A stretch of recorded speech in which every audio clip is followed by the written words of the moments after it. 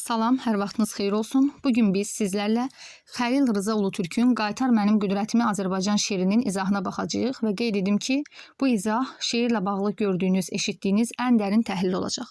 Şeirin ümumi misra-misra təhlilinə keçid almazdan əvvəl bir neçə məqamlara diqqət yetirək. Şeir heca vəznində yazılıb, şeir vahidi bənddir. Amma bəndlər sabit forma xüsusiyyətinə malik deyil, çünki bəndlərdə olan misraların sayı fərqlidir. Məsələn, birinci bənddə 6 misra var, digərində 7. Yəni bu formada müxtəlif şəkildə bəndlər sıralanmış olur.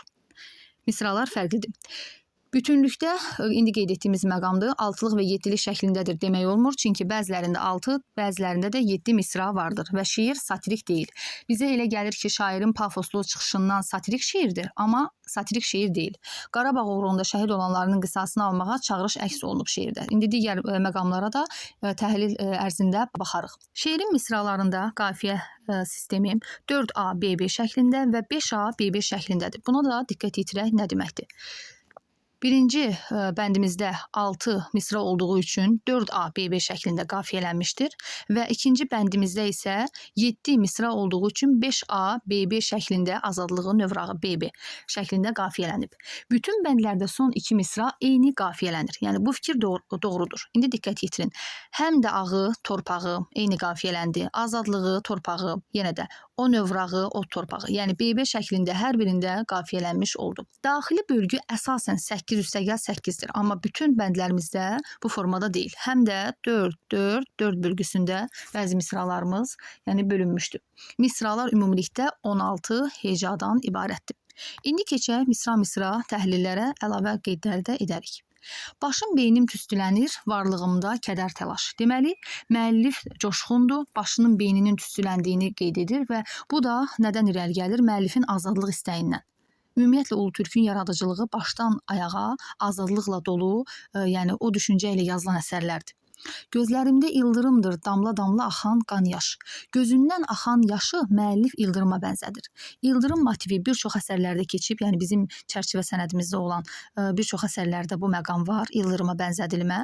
Məsələn, Cəfər Cabbarlının Ana şeirində ildırıma müraciət var. Daha sonra Yağış yağarkən şeirində səs ver mənə ey ildırım səsim kimi deyir Mikayıl Müşfiq və s.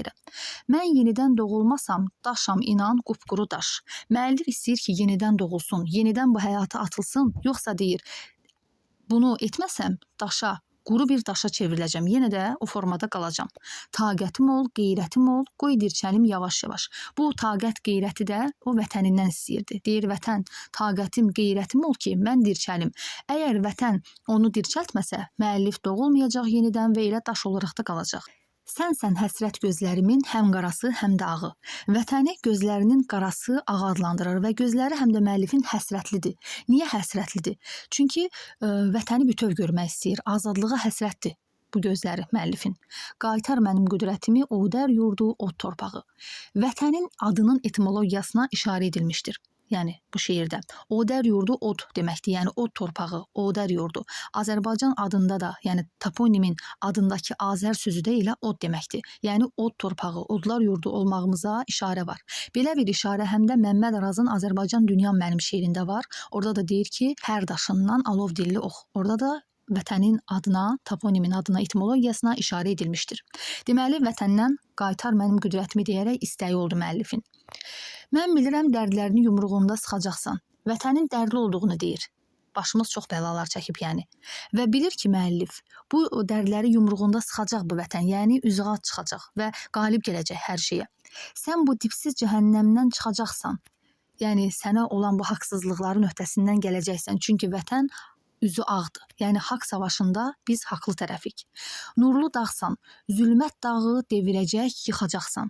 Nurlu dağ deyəndə burada nurlu dağa bənzədilmə var və zülmət dağ da deyərkən vətənə qarşı olan o düşmənlərdir. Hansı ki, biz bunları, yəni istilaçı olan, bizə qarşı hücumlar törədən bütün ölkələri qeyd edə bilərik. Və deyir, həmin o zülmət dağları devirib yıxacaqsan. Vətəni dağa bənzətmək motivi həm də İstiqlal poemasında var idi. Orada da şəhidlərə 20 yanvar hadisəsinə işarə edilərək deyilir ki, bir təpə bir dağla üz-üzə gəldi. Orada da dağ deyəndə Sovetə işarə edilmişdir. Boğazından yapışanı boğmalısan, boğacaqsan. Boğazımızdan yapışanlar Sovet ordusu və yaxud da ermənilər, deyirsən onlar boğmalısan, boğacaqsan. Təbrizləri, Ülviləri sən yenidən doğacaqsan. Təbriz müəllifin öz oğludur, Qarabağ şəhididir. Ülvi isə 20 yanvar şəhididir. Ümumiyyətlə bu əsərdə 20 yanvar hadisələrinə yəni işarə edilmişdir. Ülvi Bünyadzadə tələbə olmuşdur gənc. Gəlin indi qısa xatırlatma edək. Şeiri oxuyan, amma Ülvi Bünyadzadə haqqında məlumat olmayanlar üçün mən onun şəklini göstərməyi özümə borc bildim. Ülvi Bünyadzadə 20 yanvar şəhididir. Deməli, 1990-cı il yanvarında 20 yanvar günü Bakıda dinc əhaliyə qarşı vəhşicəsinə divan tutulmuşdu. Deyir, Bakını gülləbaran edənlərin törətdiyi cinayətlər Xəlil Rızanı da sarsıtmışdı.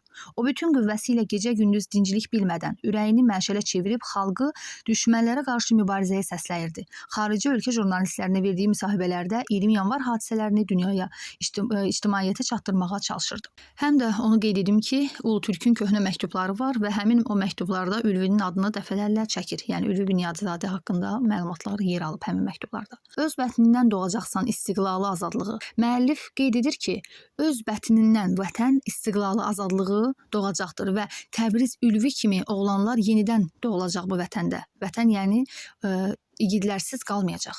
Qüdrətim ol, ümidim ol. Ey qəhrəman ol torpağı.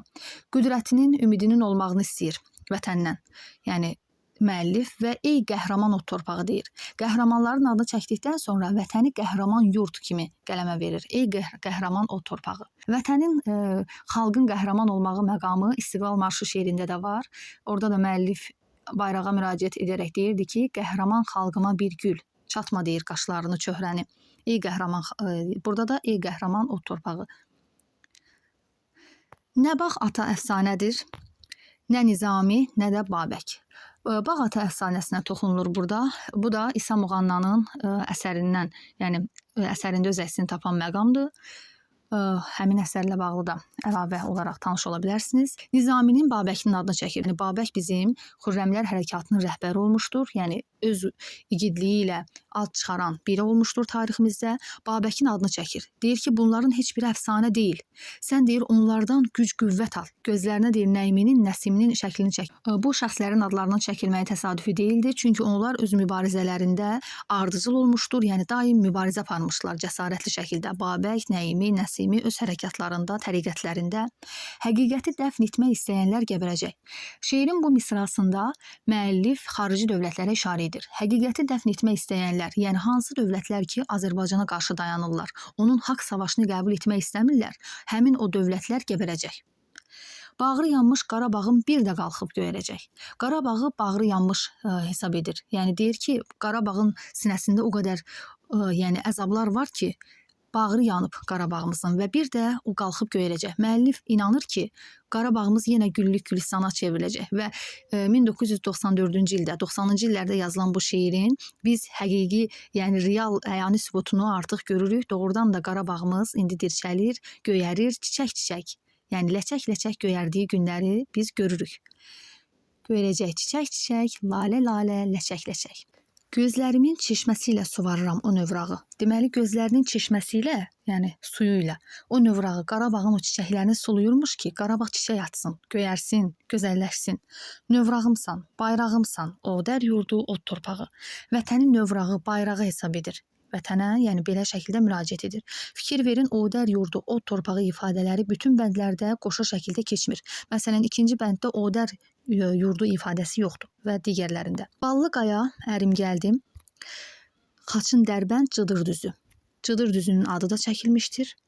Xəzinəmdir yerin altı, safaynamdır göyün üzü. Xəzinəmdir yerin altı deyərkən burada neftə işarə edilmişdir. Neftə işarə də həm Azərbaycan şeirində Səməd Vurğunun, həm Əsər Azərbaycanım şeirində və digər şeirlərdə öz əksini tapır.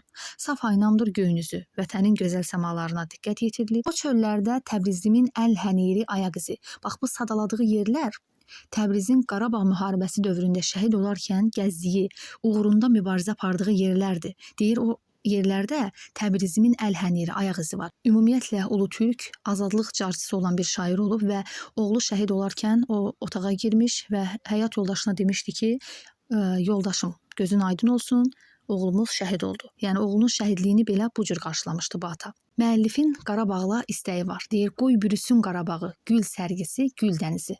Güllük, çiçəkli olmağını istəyir Qarabağın. Alaq düşmən caynağından Sırxavəndi, can yatağı. Bu ərazilərin də adları çəkildi. Ballıqaya, Ərim gəldi, Xaçın Dərbənd, Sırxavənd, can yatağı və Cıdır düzü əraziləri. Və bunları düşməndən almağı arzuluyur. Yatağım yox, otağım yox, varlığımsan o torpağı.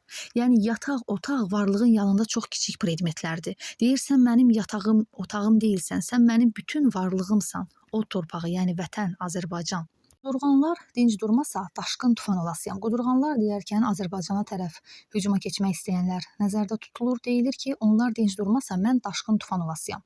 Mən daşqın tufan ifadələrinin burada niyə böyük hərflə yazıldığını, ümumiyyətlə bu sözlərin niyə burada olmasını araşdırdım. Çünki araşdırmadan söz deməyi heç sevmirəm. Yəni bəzilərimiz elə hesab edirik ki, tufan, daşqın deyərkən burada şəhidlərə işarə edilib. Mən amma araşdırdığıma görə Qarabağ müharibəsi dövründə tufan adında bizim şəhidimiz yoxdur. Yəni olmayıb.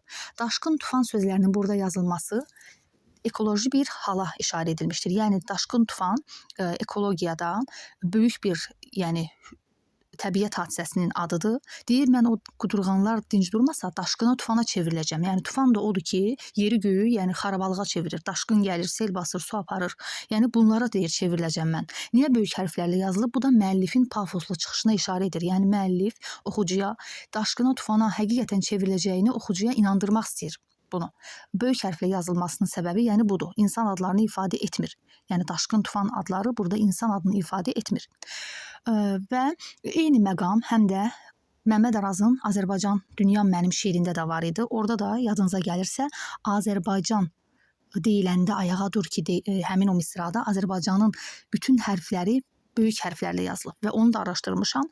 Hətta müəllifin əl yazmasında belə, ilk nüsxəsində belə o söz böyük hərflərlə yazılıb. Müəllifin istəyindən irəli gəlir. Yəni vətənə olan sevgisini bildirir, hərfləri böyüklə yazmaqla. Eyni məqam elə burada da öz əksini tapır. Yəni daşqın, tufan deməklə müəllif həqiqətən də daşqına, tufana çevriləcəyinə oxucunu inandırmaq istəyir. Pafoslu çıxışına sanki biraz da pafos qatır, onları böyüklə verməklə. Yırtıcılar dünyasını burulğana salasıyam. Yəni o yırtıcılar dünyası hücuma keçən dövlətlərin dünyasıdır. Deyir, mən onları burulğana salacam. Yəni daşqına, tufana çevriləcəm, burulğan yaradacam. Nakam gedən mərdlərimin qisasını alacağam. Müəllif bizi inandırır ki, həqiqətən nakam gedən o mərdlərimizin qisası alınacaq. Mən ölsəm yenidən dünyaya gələcəm. Buna da inanır. Özü də və bizi də inandırır. Anaların gözlərindən qanlı yaşı siləsiyəm. Analar deməli göz yaşlıdır və müəllif həmin o yaşlı gözləri deyir siləcəm mən. Ananın gözü yaşlı qalmağı da bir çox şeirlərdə, əsərlərdə əksini tapır. Məsələn, Cabir Novruzun Mən bizim anaları günəşlə tən tuturam şeirində də eyni məqam var idi.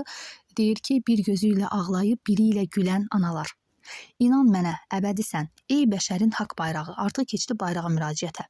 Əbədisən deyir, ey bəşərin haqq bayrağı. Bayrağa müraciət Azərbaycan Dünyam mənim şeirində var idi. İstiqlal marşı şeirində var idi, hilal deyərək. Deməli, bayrağa müraciət edilmişdi. Və deyir ki, bayrağa müraciətlə sən mənə inan, bunları edəcəyimə inan və əbədisən. Batan çıxan günəşimsən, o dər yurdu o torpağı. Günəş deyərək artıq bayrağı burada nəzərdə tutmur, vətəni nəzərində saxlayır. Deyirsən mənim günəşimsən. Günəşə bərabər tutulma həm Cabir Novruzun şeirində var idi, ananı günəşə bənzədirdi. Deyir ki, mən bizim anaları günəşlə tən tuturam. Anamın kitab əsərində ana günəşin simvoludur. Vaqif dramında Vaqifin özü günəşin simvoludur. Pəri qoşmasında günəş təki sən çıxanda deyərək qızı günəşə bənzədir və s. Ürəklərdən alov qalxır, can daşaltı, can Xocalı. Xocalı faciəsinə artıq işarə edilmişdir. Deyir, biz bunları düşünəndə ürəyimizdən sanki alov qalxır. Və bu şeir müstəqillik əldə olunandan sonra yazılan şeirdir. Sevindirici haldır ki. Can daşaltı deyərək daşaltı əməliyyatına işarə edilmişdir. Daşaltının da adı bir neçə əsərdə keçir.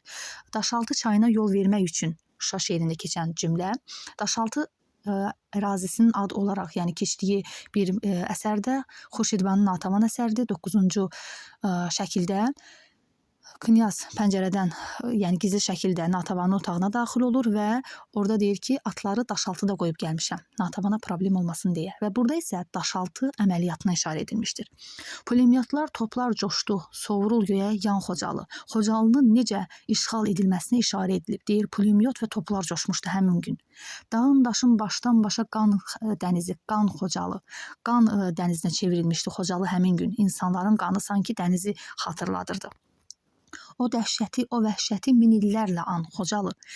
Deməli, insanlardan istəyi var ki, o dəhşəti biz unutmamalıyıq. Vəhşəti min illərlə biz anmalıyıq. Şəlalələr qana döndü. Qan yaş gördüm hər bulağı. Sanki deyir, şəlalədən axan su yerinə qan axırdı.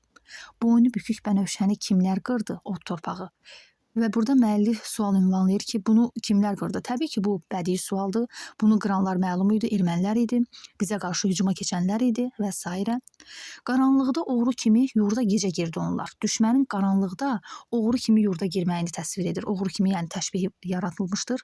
Və düşmənin qaranlıqda oğru kimi yurda girməyi bu birinci dəfə baş verən hadisə deyil. Yəni, burada həm də biz Dədə Qorqud eposu ilə müqayisə apara bilərik. Qaranlıqda yatarkən, yəni düşmənin bizə hücumu. Dədə Qorqudla başqa bir məqamda da bu əsərdə oxşarlıq var. Düşmənin qarı düşmən adlandırılmağı. Qarı düşmən deyir, sənsə təksən. Ulduzları güllələyib göydən yerə sərdi onlar. Həmin gün sanki deyir, ulduzlar güllələndi, yerə düşdü. İşığımız söndü. Beşiklərdən tər gönçəni ilk nübarı dərdi onlar. Uşaqları öldürürlər. Çocuklara əmzik deyil, od lüləsi verdi onlar. Uşaqlara necə əziyyət verildiyi, necə onların əzabla öldürüldüyünə işarə edilib. Deyir, əmzik deyil, od lüləsi verdilər. Yəni, sanki silahı ağızlarına tuşladılar uşaqların.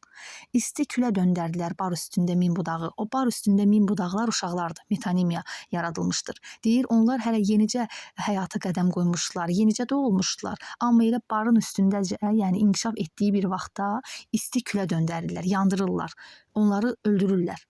Unutmazsan o alçağı, yəni o ermənini unutmazsan deyir. Oğudər yurdu, o torpağı və biz də heç zaman unutmuruq erməni vəhşiliyini. Yadda saxla, qoca tarix. Mən türk oğlu ulu türkəm.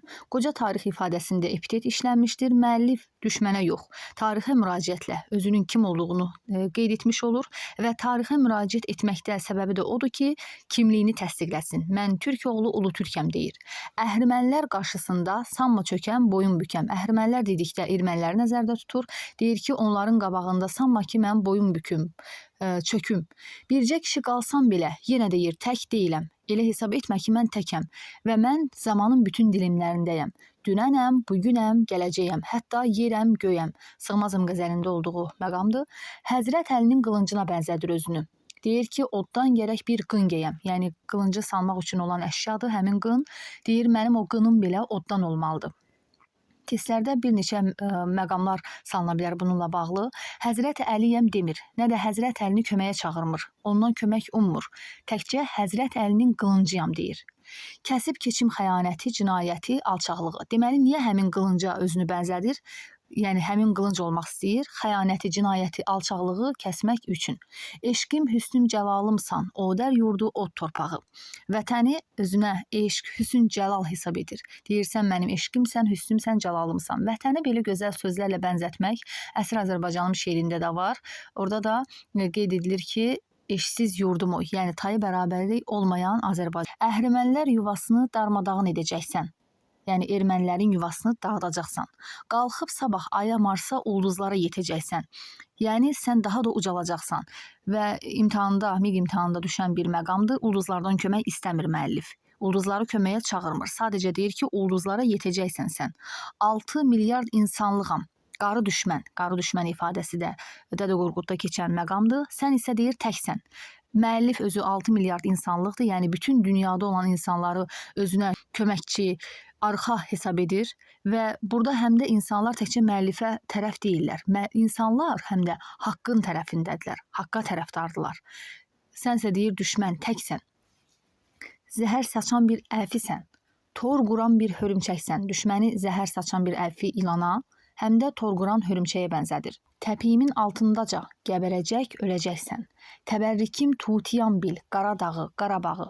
Burada Qarabağ deyərkən Şimali Azərbaycan nəzərdə tutulur. Qaradağ isə Cənubi Azərbaycanda yerləşən xanlığımız olub. İndi qısa məqama diqqət yetin. 18-ci əsrdə Qarabağ xanlığının yanında yerləşən Qaradağ xanlığıdır. Bax, bu hissədən söhbət gedir o şeirdə. Qarabağın və Qaradağın adları çəkilir və müəllif bu əraziləri özünə müqəddəs bir yer hesab edir. Vətəni özünə müqəddəs bilmək əsr Azərbaycanın şeirində də var idi. Ulutürkün cənub mövzusuna həsr etdiyi əsərləri çoxdur, çünki həmişə ayrılıq həsrəti çəkib, milli birlik idealından bəhs açıb bu əsərlərində. Şair misraların birində xalqına səslənərək Təbrizin açılan sabahlarını qaranlığa bürüyəcək qara buludlardan qorxmağa çağırırdı və yaxud da Cənubi Azərbaycan naminə döyünən ürəkləri, düşünən, qayğılanan beyinləri həmin o əsərlərində əks etdirmişdir. Və sonda müəllif yüksəl günəş mövqeyinə, odər yurdu o torpağı deyərək vətənin günəş mövqeyinə yüksəlməyini istəyir. Digər qeydlərə diqqət yetirək, müəllif öz oğlunun Təbrizin adını çəkir burada, yəni Təbriz deyərkən Təbriz şəhərinə işarə edilməmişdir. Qarabağ vəhşətlərindən danışılır, 20 yanvara işarə var, mübarizəyə, döyüşə çağırış motivi var və buna inamı ifadə edilib. Odər yurdu o torpağı deyərək Azərbaycana müraciət olunur və bu ifadələr qoşa şəkildə bütün bəndlərdə keçmir. Sonuncu misra eyni ilə bütün bəndlərdə eyni deyil, çünki odər yurdu ifadəsi hamısında yoxdur. Lirik qəhrəman inanır ki, vaxtsız gedən mərdigillərin qisası alınacaq. Özünü Həzrət Əlinin qılıncına bənzədir. Zamanın bütün dilimlərində olduğunu qeyd edir. Yerin altındakı neftə işarə edilmişdir. Lirik qəhrəman vətənin günəş mövqeyinə yüksəlməyini istəyir və həm də deyir ki, sən mənim günəşimsən, vətənə müraciətlə, bayrağı demir. Bunu vətəndən istəyir. Vətənə deyir. Müəllif əmindir ki, Azərbaycan ən çətin gündən belə üzə ağ çıxacaq. Çünki haqlıdır. Həmçinin inanır ki, bayrağımız əbədi olacaq. Əsərdə Sovetin xalqa acılar yaşatmasının təsviri verilməmişdir. Düşmən zəhər saçan əfi ilana, tor quran hörümçəyə bənzədilir. Düşmənin gecə ikən yurda girməyi, beşikdə olan körpələrimizin necə qətlə yetirilməyi, yəni təsvir edilir. Xocalı faciəsinin adı çəkilir, Daşaltı əməliyyatına işarə var. Düşmənin tək olduğunu, müəllifin isə 6 milyard insanlıqdan ibarət olduğunu qeyd edir. Qarabağ uğrunda şəhid olanların qisasını almağa çağırış var əsərdə. Və burada odər yurdu, o torpağı ifadələri şeirin təsir gücünü artırır. Şeirin yəni təsir gücünü artıran ifadələrdir və təkrirlərdir deyilsə yanlışdır. Çünki bunlar bədii xitabdır. Təkrirlər deyil.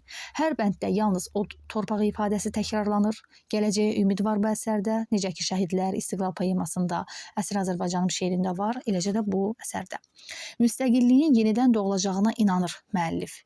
Şair deyilsə ki, oğlu şəhid olan ata, övladını itirən atanın acısı var şeirdə. Bax, bu əks olunub. Yəni, həmin atanın acısı var.